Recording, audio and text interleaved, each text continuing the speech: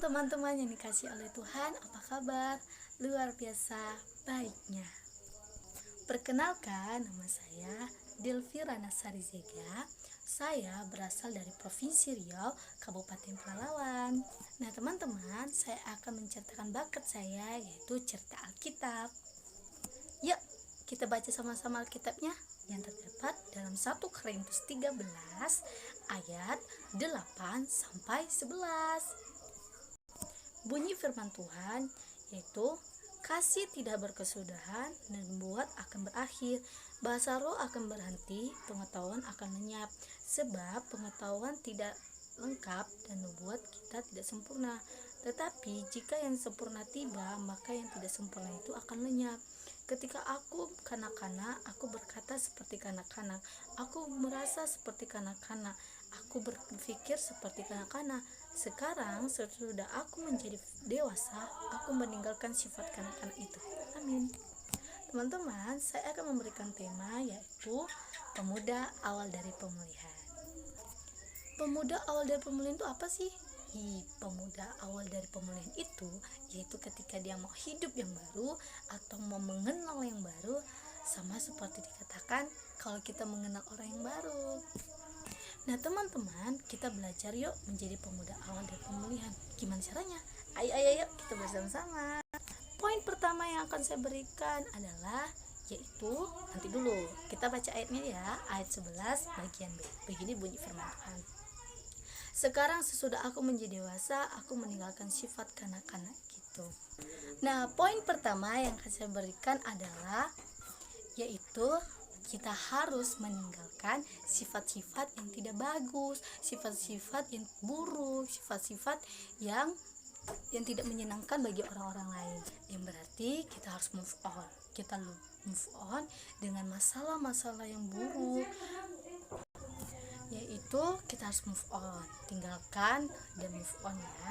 Jadi pemuda awal dari pemulihan yaitu harus move on dan ditinggalkan. Sama seperti kitab Filipi 3 ayat 13 mengatakan yang bagian B itu, tetapi ini yang kulakukan, aku melupakan apa yang telah di belakangku dan mengarahkan diri kepada apa yang di hadapanku.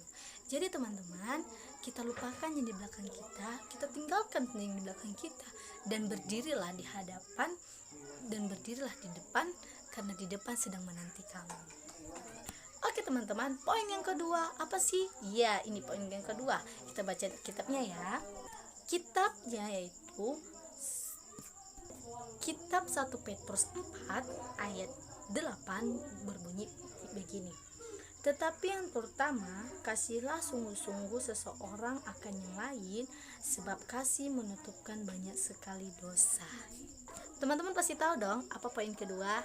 Yes, bener banget, yaitu mengasihi.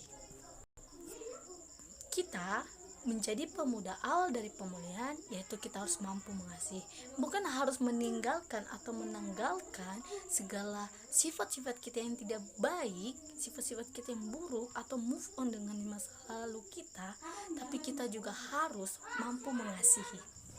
Memang mengasihi itu tidak mudah ya, memiliki kerendahan hati itu tidak mudah, apalagi seseorang yang memaki kita, memfitnah kita, itu sangat susah, sulit banget. Tapi bagaimana pemuda awal dari pemulihan yaitu harus mengasihi, harus memiliki kerendahan hati satu sama yang lain.